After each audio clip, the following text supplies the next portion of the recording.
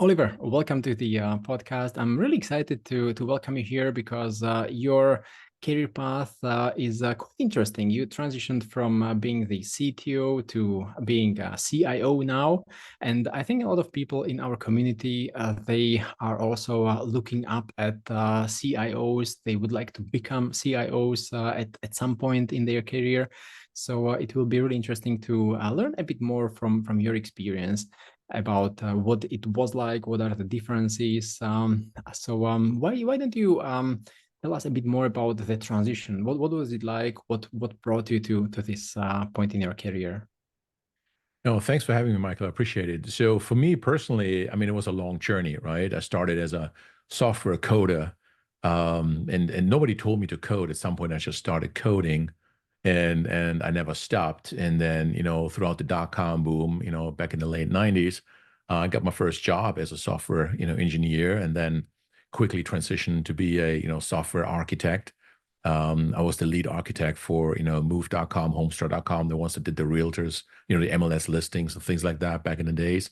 And that was way before my time in healthcare.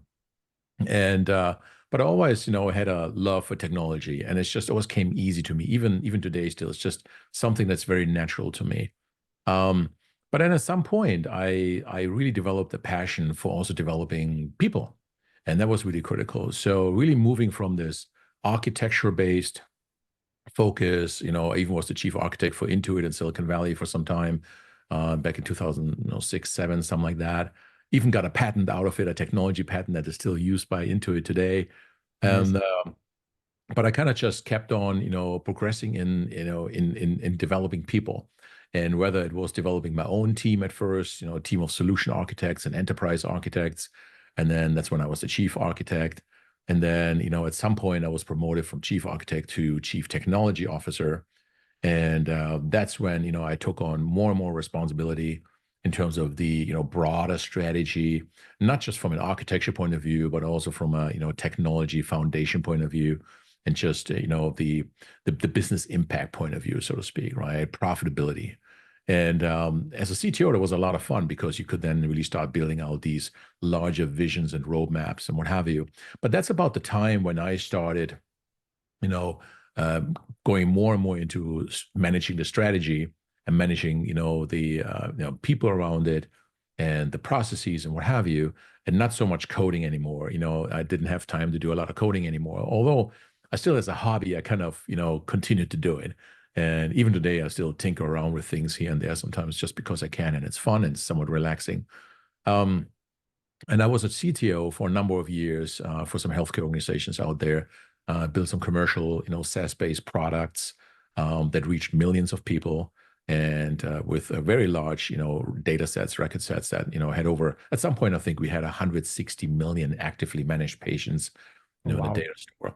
And that was at IBM Watson Health, and I was the SVP and CTO there for a company called, Watson Vital.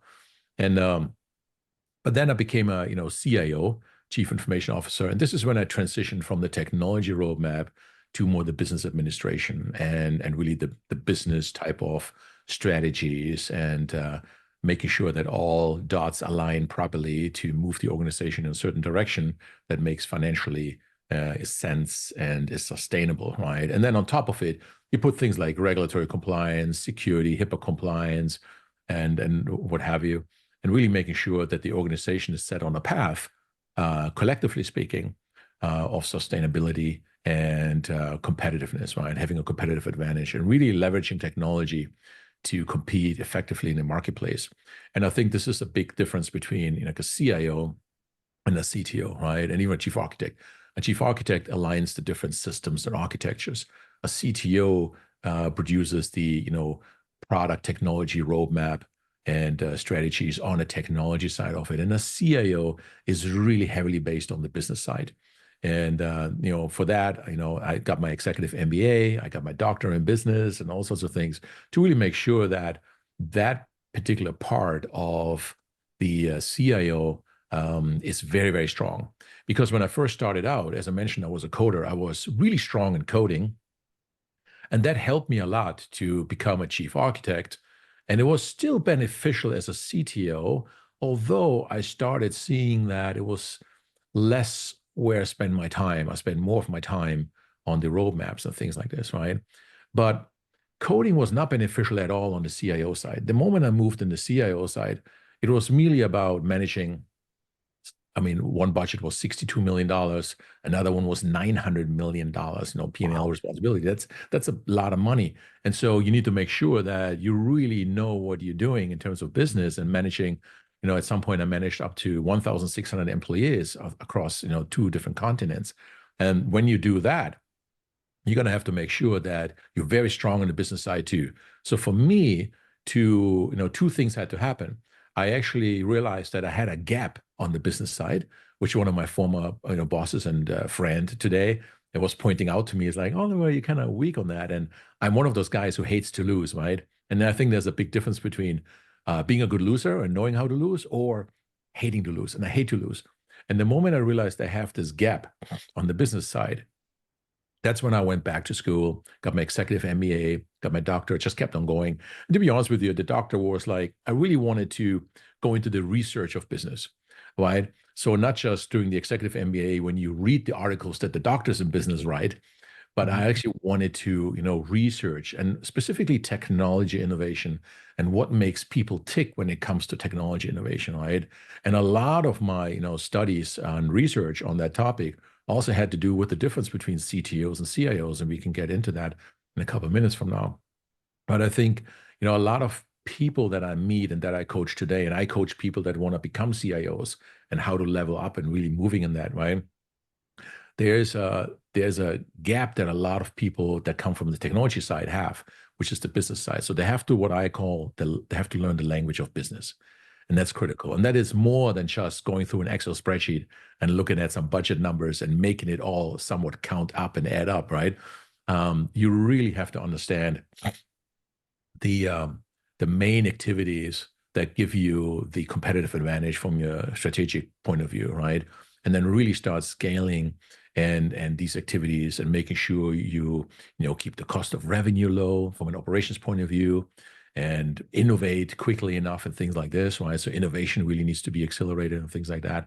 And what are the business barriers that stand in the way of innovation and competitiveness, right? And as a CIO, the job is to remove these barriers. And the job is then also building, lasting relationships and partnerships with vendors out there and what have you, to really make sure that the organization, is on a sustainable path. And we all know that nobody can do everything themselves anymore these days.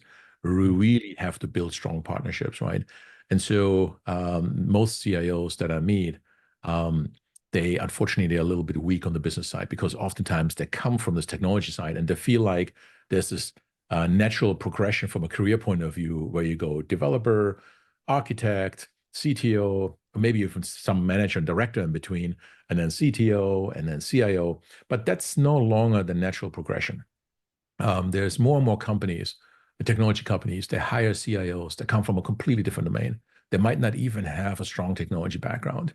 And it turns out that these CIOs have a very strong business background, and they're extremely beneficial to operations. Now, from a culture point of view and what that does, right, and it kind of disrupts a few things here and there, that is often also by design, right? But so from my point of view, that was somewhat of a natural progression, but I had to work really hard for this. And I had to realize that I had a gap and I, fixed that gap. And today, a lot of people tell me I'm still very strong in technology and I can dive in really deep with the engineers if we have to, which is not a good sign if a CIO has to dive in really deep with his engineers, right? You don't want to do that. But sometimes you have to, and they have to prove to you that they did the homework, so to speak, right? And all I'm really looking for is for opportunities to kind of steer the ship, like a little joystick, to kind of steer that ship a little bit without being misconstrued as a micromanager. You don't want to do that either, right? But yeah, that somewhat for me was how things kind of happened. Yeah, it's really interesting that you mentioned this business acumen, the understanding of the business, how important it is, the higher you are in this corporate ladder. And a lot of the people who also I've been working with, they are really strong with their technical skills. And then when it comes to explaining the P&L, they really struggle because they haven't really been thought about it. And you embarked on this executive MBA journey, which for a lot of people is a bit too pricey.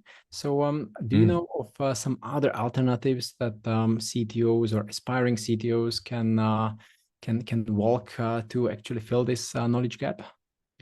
Yeah, and a little word of caution here. I think there's a lot of content on YouTube these days. There's a lot of free courses out there, and oftentimes it sounds like those presenters know what they're talking about, but then they actually never really managed millions of dollars. They never really managed a business. They never managed employees and really developing employees and these kind of things, right? And managing roadmaps and strategies.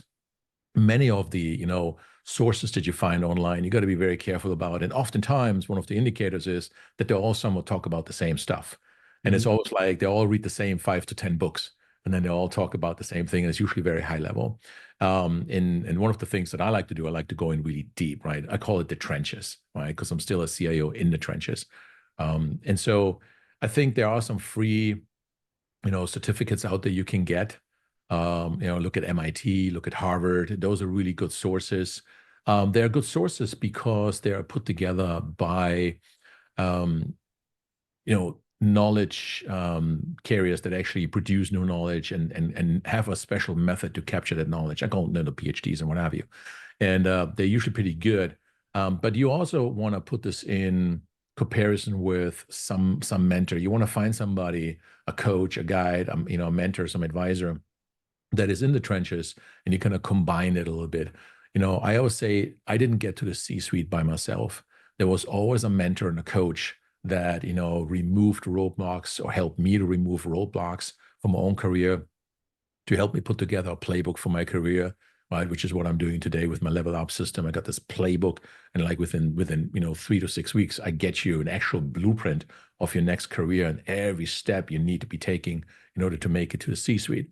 And so that's what I had, and as every time I progressed, every time I kind of moved, forward, and I wouldn't call it necessarily upward, because once you're in the C-suite, you're in the C-suite. For me, it's moving more forward, right? And once you move forward, you need different type of people that get you there. And there's nothing better than finding somebody who currently is a CIO or is a CTO or a chief architect to actually get you there. They know exactly what it takes, right? Versus, somebody who just hasn't been there, but is only book smart. So I think you want to find somebody, some sources, some online training. Be careful with the LinkedIn training. I'm not a big fan of LinkedIn training. I, watched a few courses out there, and unfortunately, a lot of the LinkedIn training is not by the ones from the trenches. Usually just by, somebody who read a book somewhere, and they'll kind of talk about the same stuff. But if you really want to level up, and if you really want to, take action that doesn't ruin your career, because you got to be careful too who you listen to and what you actually do. But you want to really move forward quite quickly, and it doesn't take that long to get in the C-suite, right? If you're a CTO today, to become a CIO, that could be only a year away, a year. But getting there and not failing in the first 15 months, that's a whole different ballgame. And so you want to be, look out for sources online and these courses and what have you that can give you the certificates, that can give you the degrees. Even if you get your executive MBA or your MBA, even especially if you do it online, yes, you got a piece of paper, but it doesn't mean, and the piece of paper opens the doors and you might get in, but it doesn't mean you're going to succeed, right? And that's getting in the C-suite, becoming a CIO, but then actually succeeding as a CIO. It's night and day. It's a completely different ballgame. You're gonna need different type of help once you're in to actually make it, especially past 15 months, right? A lot of CIOs that I see these days, they're like under 2 years, and it depends on your appetite for risk and what you do, and how far you want to stick your neck out there and take on bold bets, which is what the organization hired you to do, right? But if you're very inexperienced, you usually don't set boundaries, strategic boundaries and things like this, and you say yes to everything that comes your way. And if you never say no, then the expectation from the CEO would be, oh yeah, I told Oliver, he never said no, he's going to do all these things, right? And before you know it, 6 months into it, you're in firestorm hell, so to speak. You're just back-to-back meetings. You work 60 hours a week. You work on the weekends, and you're going to start burning out. And most important than that, you're going to start burning out your team.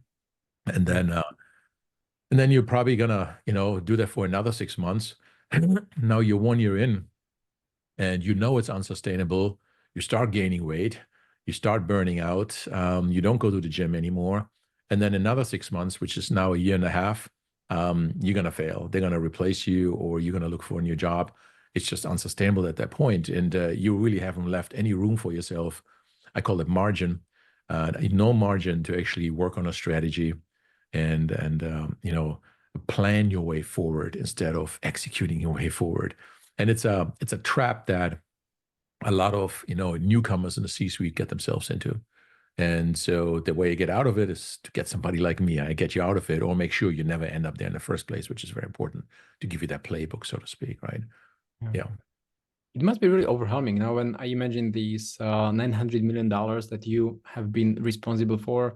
I mean, 1,500 employees to have in the department. I mean, how can someone even get ready for an adventure such as this one? Of course, you don't jump from managing 20 people to 1,200, but how to go from being a CTO who runs a department of 50 or 70 people to someone who is a CIO in a larger company? Like, is there any typical path, or how should people just start applying for CIO jobs, or what do they do? So for me personally, it's not so much about the structure. I think if you know how to set up the structure of being a CTO or a CIO, right, and you set up this structure, that means you know how to hire right. Hire people that are smarter than yourself, and hire people you can trust, and there's psychological safety and things like this, right? And people are not in burnout. But so if you have a certain structure in place by which you lead the organization, then whether it's a mid-sized, small, or a big organization, that doesn't matter, because the problems are pretty much the same. What is different is two things. It's the scale of the problem that's different, and it's the velocity in which you execute. When you have, a smaller company, even though for the small company, a small problem might still appear big, but in the greater scheme of things and the budget around it, whatever, it's a smaller problem. But the structure doesn't change. The way you solve the problem, the way you position the solution and the solutions through strategic thinking and things like that, that is still the same, and you do the same type of work in a big organization. What is different, though, is that the big organizations, because there's so many more people involved in this and many more departments, and there's in a large organization like IBM, where I was, or Intuit, both are Fortune 50 companies, there are, these departments, even sometimes they're in different countries, right? So there's many more things you have to consider. So the execution takes longer. The strategy realization takes longer. And it's critical to develop this self-regulated type of, pace, almost patience to some degree, right? Especially when you come from a smaller company to a big one, that usually can be very discouraging, because when you come from a smaller company and you execute faster, especially if you were the developer, like a software engineer on the same company, and they promote you to CTO, you're already so used to doing everything yourself. The worst thing you can do is to continue to do everything yourself. Now you can execute faster, and the CEO might like it for some time, but usually the strategy suffers, right? But when you go in a big company, I was not even getting close to the code, right? I developed something called Watson Care Manager and some other applications out there, and I haven't even seen the code, right? There were like 3-4 layers down in other countries, whether it was Ireland or Detroit or Dallas or in China or Malaysia, wherever the code was written, was all over the place. And so my job was, as I said, as an SVP, and was to manage these resources, make sure that they align at the right time, that the right people get together to then start manifesting this strategy and what have you that goes out there, right? But it's the velocity that's different. It's the velocity and scale that is different. That's it basically in a nutshell. Now I was lucky, for me personally, I was in startups, small, mid-sized companies, and a couple of Fortune, 50 companies. And so I've seen, all of these, including a family-based business. I was the CIO for Chen Medical Centers, ChenMed, which is a wonderful family, and they did a great job. They have hundreds or more than 100 medical centers now, and they're making a huge difference in the world for a lot of patients. And so that was also great, right? Because now you get involved as a CIO in something where you have a personal, reward that you get out of that, which is like the satisfaction of helping a lot of people. But that's a side topic. So I think so as I said, I think if you have a good structure and a good techniques, which by the way you can learn getting your executive MBA, that's when you learn these kind of techniques. This is when you learn how things come together, right? I'm a professor at the University of Wisconsin, and I teach one class for the executive MBA today. It's the information technology and international business, right? And so there are techniques you learn. Those are tools you put on your tool belt as a CTO on how to control the pace and the scale, with that structure that you learned. And there's a clear distinction and a difference between somebody who has the education on how to manage, right, and lead versus somebody who figured it out over time. They're not the same, and you can tell quite quickly, where that there's a difference, right? And oftentimes the ones that I've seen that either have a lot of experience, like 20 some years, and then they kind of figured it out. They failed so many times, which is actually not a bad thing necessarily, right, from a career development point of view, but they failed so many times that they learn so much because they actually learned from it. Some people fail, they don't learn anything from it. They just repeat the same, patterns of failure over and over again. But assuming you learn from it, right, you do that. But the reason I got the executive MBA from a business point of view and my doctorate in business, I didn't want to fail as often. I still fail here and there, tiny things here and there, right? But it's the structure, the actual techniques, the processes, and how to connect the dots that you get from an executive MBA. And it's really underrated these days. And it's amazing for me too to hear myself talk that way, because I became CIO without an MBA, right? And I didn't even finish my undergraduate, until like 10 years ago. And I started my undergraduate I think in 1996 when I came here to the United States from Germany. And I just started coding away. And then 3 years into, I just, I got married and I met a wonderful wife, and I just didn't finish my undergraduate for many years. But I became chief architect at Silicon Valley for Intuit, CTO for Marshfield Clinic, CIO for ChenMed, SVP for IBM Watson Health, and so on and so on, all without a degree. And this is, people gave me a shot, and they trusted me, and they mentored me, and what have you. And I was willing to learn quite quickly. But there was always this pressure of lingering over me. I always felt like a pretender. I always felt like I'm just faking it, right, here and there.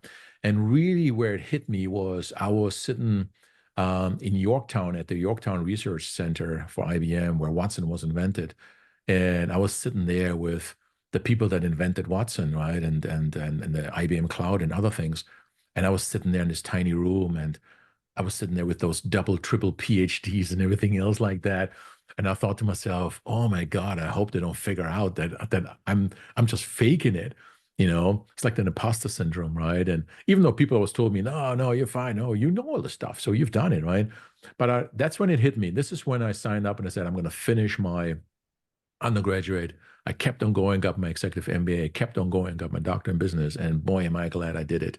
And you're right, it was a lot of money. But the good news is, if you do your education, after you had a career, you already have the money and just paid cash for it, and it was done, right? So you don't end up with, big expensive student loans, which wouldn't be good. So again, it's one of those things where later on I did my education and I got so much more out of it as a result too.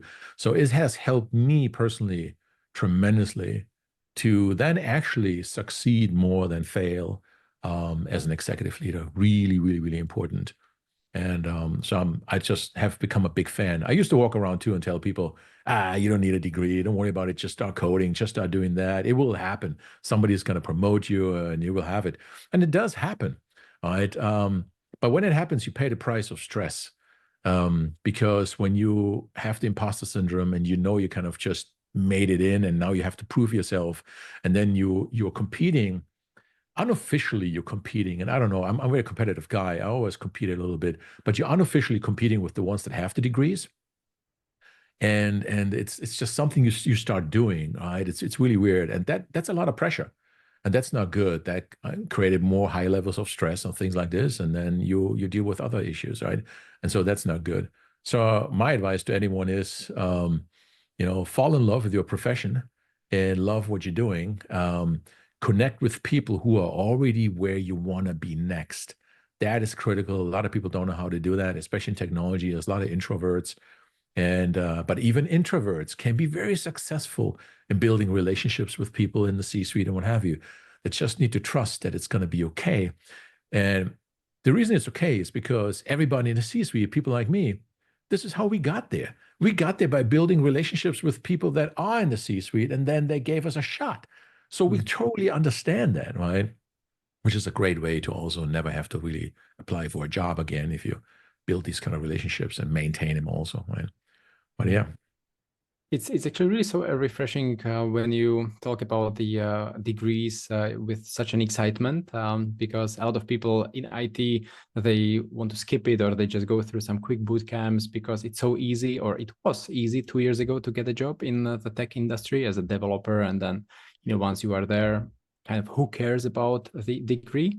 But now I kind of understand, and hopefully our listeners also understand how important it is for the higher positions. So once you get to the C-suite, or even directors or VPs of engineering, it's really good to have this foundation, right? Because you will be competing with people who have it from the past, and it's much more important. Absolutely. And especially in the era of artificial intelligence, right? I'm big in AI. I've been in for about 9 years now, ever since my time with Watson.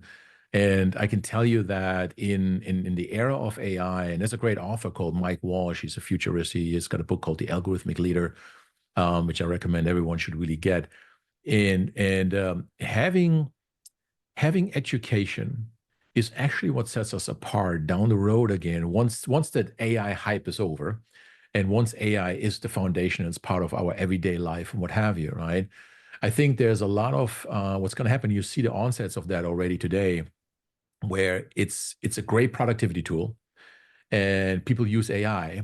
But the thing with AI is everybody uses AI, they all kind of sound the same. Have you ever noticed in content when you look at LinkedIn, people post on LinkedIn, let's say somebody says, write me a social media post on burnout and give me 3 action steps on how to get over it.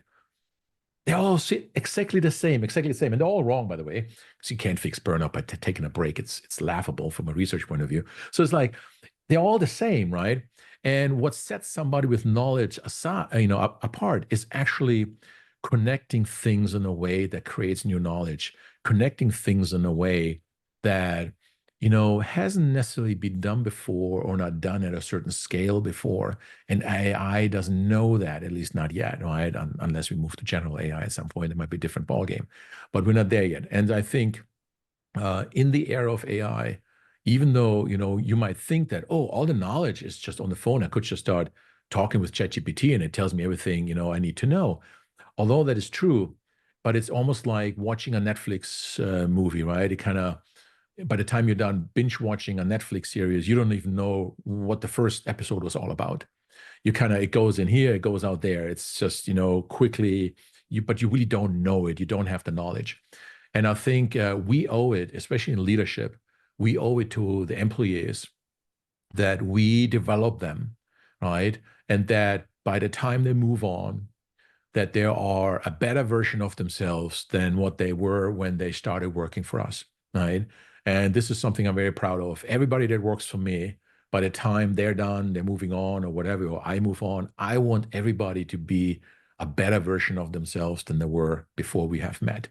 And that can most of the time, that really relies on how well-rounded you are in terms of knowledge. And again, getting these degrees is not just about getting a lot of knowledge and then doing something with it. These degrees is about how to accumulate knowledge, how to process new knowledge, and how to turn new knowledge into something actionable, and actionable in a way that doesn't destroy the business. actionable in a way that actually increases profitability, competitiveness, and things like that. That is what these degrees really do. And employers know it too. They know it. And make no mistake about it. I had hundreds of coders that work for me all over the world. And I hired them, because they had the right skills, right? The right skills. They could code immediately, and certain, products needed to get out of the door and what have you. But if you want to get promoted, just doing the work, just doing the coding, and just, working, 5 years on just, doing as you've been told, that's not going to get you promoted. If you really want to get promoted, you have to participate differently in the organization. You have to connect on the strategic level, on the knowledge level. You have to start really paying attention to the inner workings of the business and how the engine actually executes and how the money actually flows through the organization. And you can do this. You can learn this from any position you have in the organization, including the mailroom, including being outside and greeting people, visitors in the hospital, and moving them to the waiting rooms. It doesn't matter where you are. If you have learned how to learn, how to accumulate knowledge, and how to process knowledge, which is what you learn in college, how to process knowledge, doesn't matter where you start in the organization.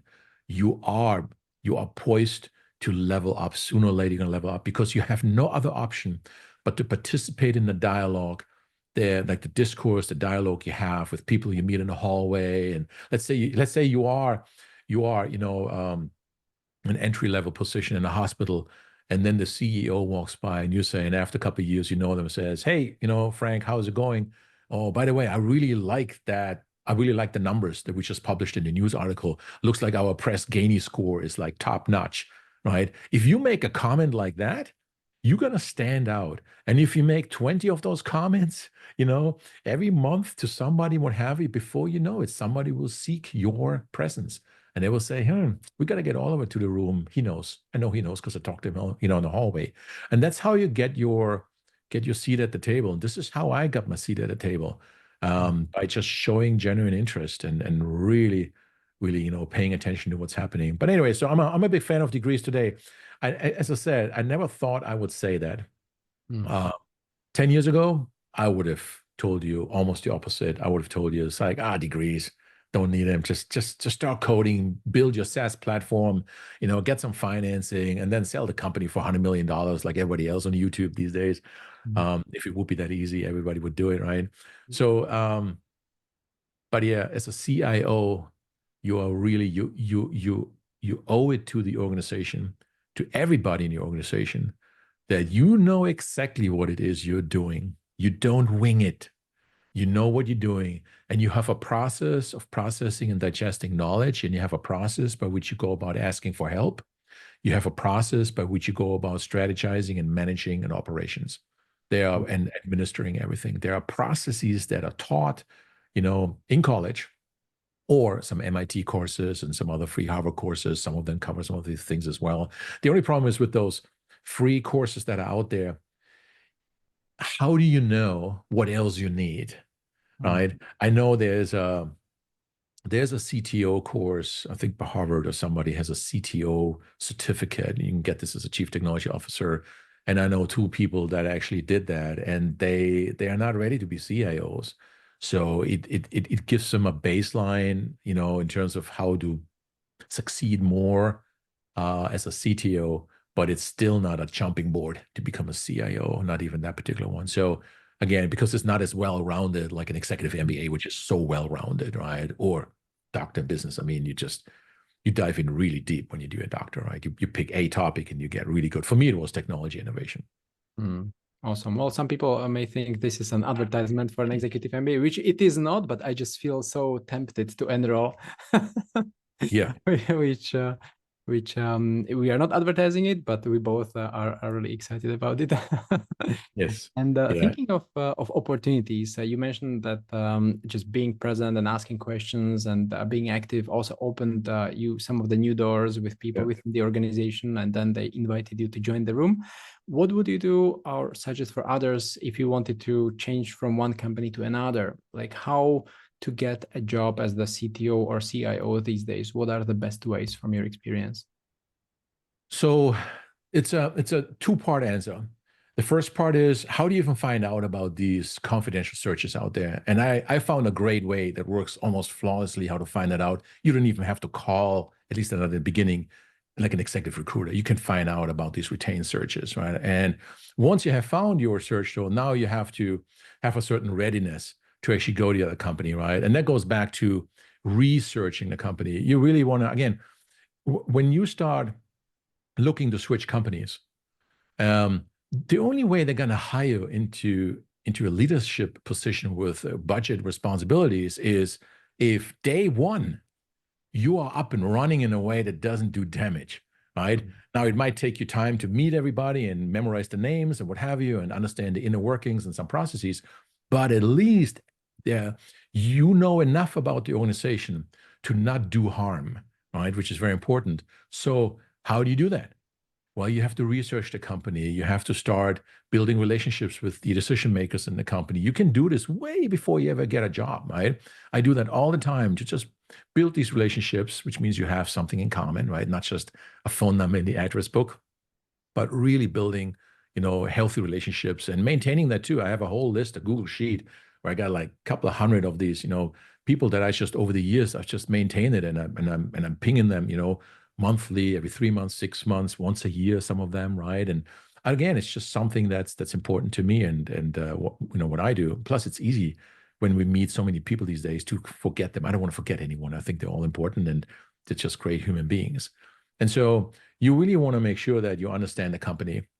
When you come in and you start interviewing, it's really not they interviewing you. It's really you somewhat selecting them. And this is also important. You want to make sure that when you start looking for a company, that you select that company, you choose that company, right? Because when you're an officer in a company, you have fiduciary duty, you got all sorts of, things that come with it, responsibilities. And you want to make sure that you're in a spot where you are absolutely needed right now, where the timing is perfect, and you kind of analyzed your direct team already way before you take the job. You already know who's reporting to you. You know your peers already, and you kind of come in that you're somewhat already part of the ELT. You're somewhat part of the team already. That's the best way to come in.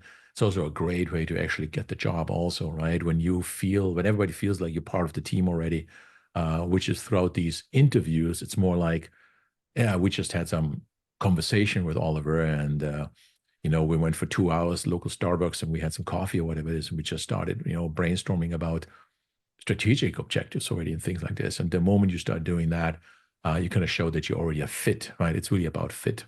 Now, the other thing I just mentioned is, how do you find out that you actually have a job, right? And I use a tool called LinkedIn Sales Navigator, and I actually have that open. Do you mind if I share real quick? Yeah, please. Yeah, let me just share. I don't know yeah, there we go. I just want to show your viewers this. So this is something called LinkedIn Sales Navigator. It's not the Premier Edition, the Premium Edition, and it's not the Recruiting Edition. It's its own thing. I think it's like $90 a month or something like that. And there's this little button here called Changed Jobs. So you basically narrow it down based on what you're looking for, company type, things like that. There's now this new thing with persona. You want to look for the decision makers. And I want to find the people that the past job, their previous job is the one that I want. And now you're gonna get what I'm doing, right? Okay, I want to find out. So I found 22 people who have been in the current role for a month or two, and they used to be chief information officers before. So all you really got to do, click on their profile and see where they were previously, and then call up, human resources first. Try the main line, right? Says, hey, and you can always fake it. You can also say, "Hey, I heard from whatever that you have a sensitive search going on to replace your CIO, and you have the name of the previous CIO also." You say, "Hey, I'm calling for the replacement for Mark Anderson, who left not too long ago. Who's leading your search right now?" And then usually they tell you, "Well, it's an executive firm we have, or hiring managers, whatever. Great, can you get me in contact with them?" And then sooner or later you get in contact with them, and then you tell them, it's like, "Hey, Nancy from Company X just told me to call you and about the position, and she wants me to send you my information and to get in the race here for this replacement. for the CIO. So it's one of the things that works like 90% out of the time. It's absolutely incredible. A lot of my clients already use that. And I had some clients that were looking for a job for 10 months, 10 months looking for a job. And then after they found out this, 6 weeks down the road, they had some really meaningful interviews. And then, 3 months, they had their job offer, which was, quite amazing. But yeah, it used to be this big secret. It's like, only retained searchers and executive recruiters know where those searches are. But now you kind of just look at the data. I'm a little bit of a data guy. Again, it comes from doing my doctorate, right? Everything is data for me. So I look at data. It's like, just, see what the data says, right? But it's one of the things that I thought I share. And I think it works really well for anyone out there, who is actually looking to find these confidential searches. That's one way to do it. It's called social engineering, right? So you collect your data, you social engineer into it or penetrate that company. And again, LinkedIn will tell you exactly who the decision makers are. So if you need to know, like who's the chief human resource officer or hiring manager, what have you, you can find them through LinkedIn. And there's another tool called SalesQL. It's free, salesql.com. It's a plugin for LinkedIn. That tool you can use to get somebody's direct email address and mobile number if you really want to, call them right away and these kind of things. And which sometimes works also depending how aggressive you want to be. Right. Yeah, but again, it goes back to leadership, right? If even finding a job in the C-suite requires that you look at your affairs as from a leadership point of view, right? And I told somebody else that I'm coaching not too long ago, I said, your number one, like, what is your job right now? My job is to find a job. Exactly, that's your job. But it's more than a job. It's your company. So run it as a business. So what would you do when you get started? Well, you build a team around you. You have a product, which is you, and you define your market, which now you find out the top 5, 10, 15 companies. You research the heck out of them, and you do a bottom-up analysis, and you go in, basically applying all of these, processes you learn in college. Again, there it is, right? You apply all of this methodical thinking and these techniques to find yourself a job. And it's, but you have to lead first. If you just send out resumes and you just shotgun it, good luck with that. That doesn't work anymore. Anyone that I talk to that's just shotgunning it with resumes and try to have a killer resume, forget that. Those times are over after AI came out. AI can produce a resume for you in about 15 seconds. And it looks pretty darn good too. And so you really can't compete on a resume anymore. Maybe you just have a blank page in the middle that says, hire me. Maybe that's a better resume. I'm just joking, right? But it's, the game has changed. And, but it's critical when you hire somebody, how they found you, how they go about getting hired and everything, that tells you a lot about their readiness as a leader. How do they lead themselves? How do they lead their own affairs? How do they find solutions for themselves? It all starts there, right? And that nicely translates to something in the professional world, right? Very interesting. With these tools, it's unbelievable now. It's just so easy to connect with anyone around the world, figure out when people leave jobs or start new jobs, get contact details. It's unbelievable, really. And now it's unbelievable. And they're all posting about it too. How often you see on LinkedIn, congratulate Oliver for starting a new position as a CIO. It's like, there's on LinkedIn, boom, there it is, right? And all you got to do is look at where they came from. Yeah. And it's likely that, the other company will need a replacement. So true. Absolutely. And it doesn't take that long to replace them, right? Now, sometimes what happens is somebody left 6 months ago, but they never changed it on LinkedIn. And then they just started getting a job. Now they changed it, but it's actually 8 months ago when they left the other company.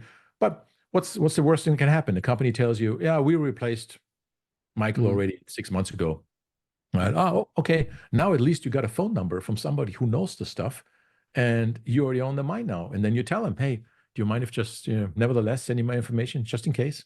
Right? Yeah. And then you follow up with them. I will put them on my Excel spreadsheet or my Google Sheet, and I just follow up with them, right? Build your network that way. But it goes back to the principles of good leadership, right? It's can't lead without good methods and techniques and knowledge, and because everybody else depends on it.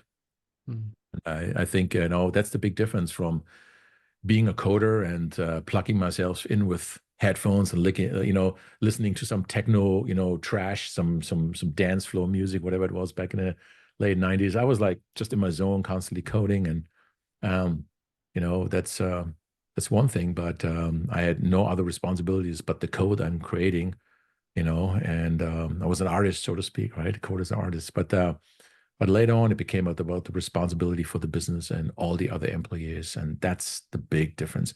And not everybody can take it. I think being in the C-suite, being a CIO is not easy. A lot of people think that, oh, if I would be in charge and I'm the CIO, life is so much easier.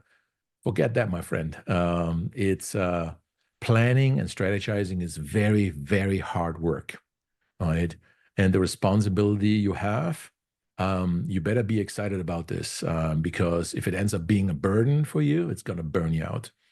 And being responsible for people's livelihoods and their families and everything and their dreams and everything that they're doing, um, you need to be able to live with that. You need to be able to make decisions that sometimes, you know, means you have to let go of people. It's very hard, very hard.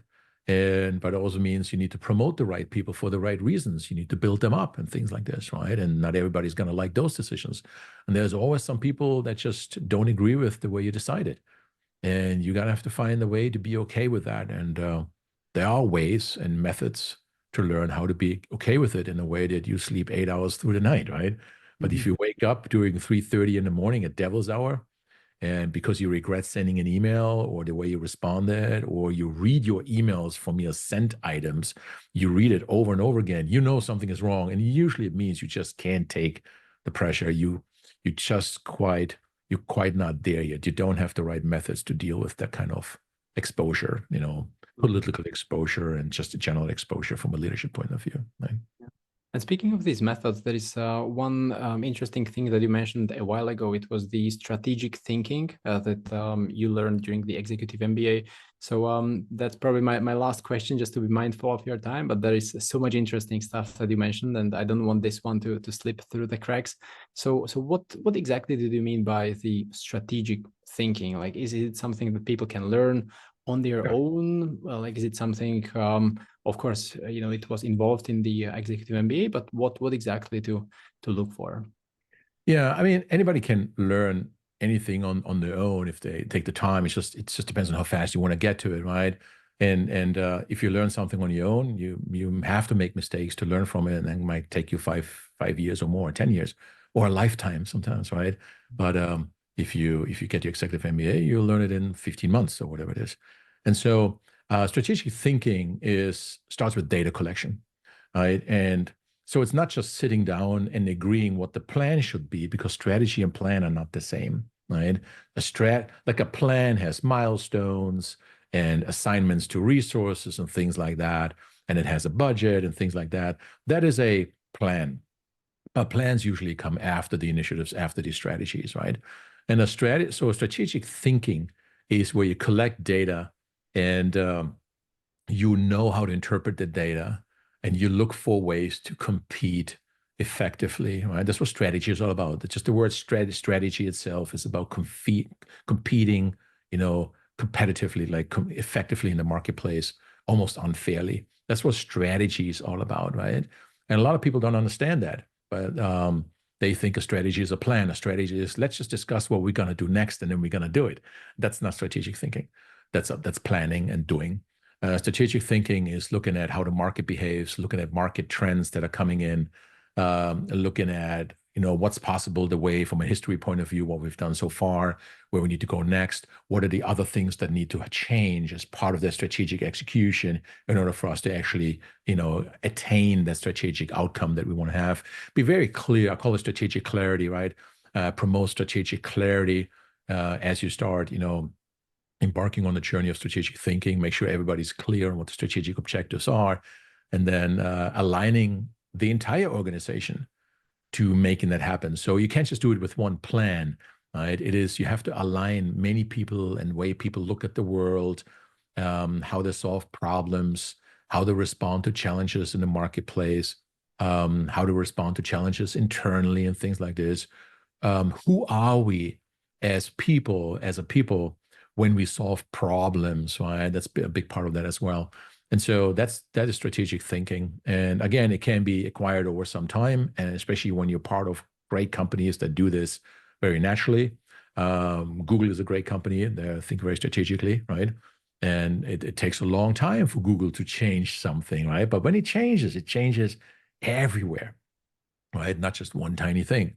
But some companies they don't know how to do this. They build one new product, but it's not really tied to a bigger, broader strategy, right? So, but it can be learned. So if you are really interested in learning strategic thinking, again, just you can Google strategic thinking, ask ChatGPT, and also ask the difference between a plan and a strategy. And there's a research paper from 1990 by Porter. It's called "What is Strategy?" It's almost a must read for everyone out there. It's a simple research paper. Anybody can read it. It's not that complicated. What is strategy? And that's one of the things that I think is going to help a lot of people. Awesome. I'll include the link in the show notes. And also on this note, what are some other websites that you would like to link below the episode? Where can people find more about you? Is it the website? Is it LinkedIn profile or something? Yeah, they can go to my LinkedIn profile, and they can also go to drdegnan.com, drdegnan.com, and they can contact me anytime. And yeah, absolutely. Find me on LinkedIn. I love LinkedIn. I think it's such a great platform. Awesome. Cool. Well, then thanks a lot for sharing all these insights. It was really interesting to see that kind of we were talking about strategic thinking and executive MBA in the context of CTO and CIO jobs, right? Because usually it's more about the technology aspects and everything, but it was very refreshing and inspiring, and I'm sure a lot of people now will reconsider what's next for them in their career. So thanks a lot for sharing all these tips and insights. Yeah, I appreciate you. Thanks so much, Michael. Appreciate it. Thank you. Have a wonderful day. I'll see you soon. Yeah, you too.